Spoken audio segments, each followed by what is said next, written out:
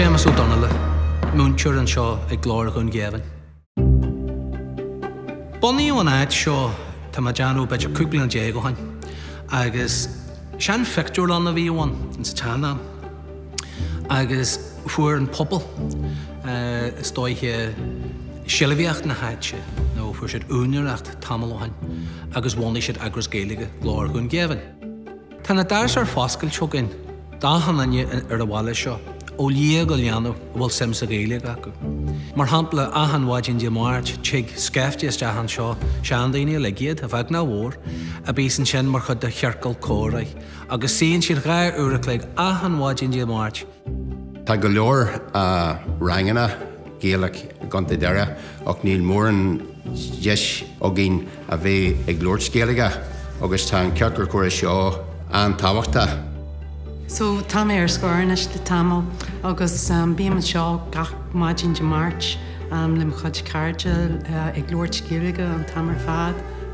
Tá sé tábhachta a luath fásta nach onan a lehéid a hÉireann ar na báilte bag a buidethe ar na báilte bag a Tuilleadh, mar hampla ins na ceantrathe Tuilleadh is lú a bhád na seirbhísí bís ar fáil ag na sean daoine agus daoine tá muir a finsin, go háirid má tá siad a géirí Scéal sa go chaithú in sa Gaeilge. Tá sin ógainn seo dífa.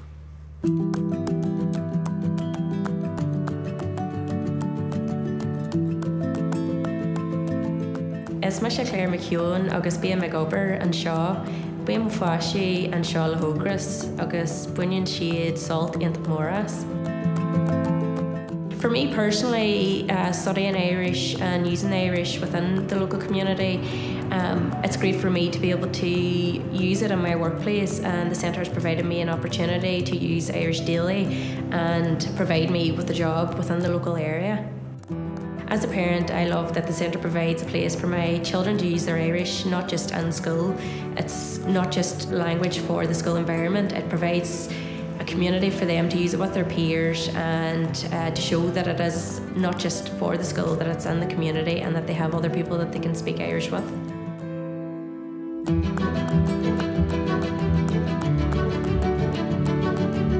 Is dat mé an seo an Gaeilge agus is scoil aonanta speisialta é mar sa seo an tíon manscoil an Gaeilge sa thuaisceart tí muid a bhilfirste.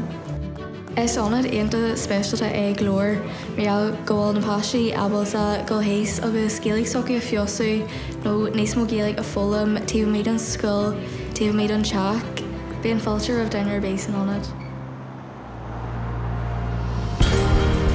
Tá muid heireann buíocht de áras na Gaeilge is an maoiniú a chuirsa ar fáil dúin le tamil anuas.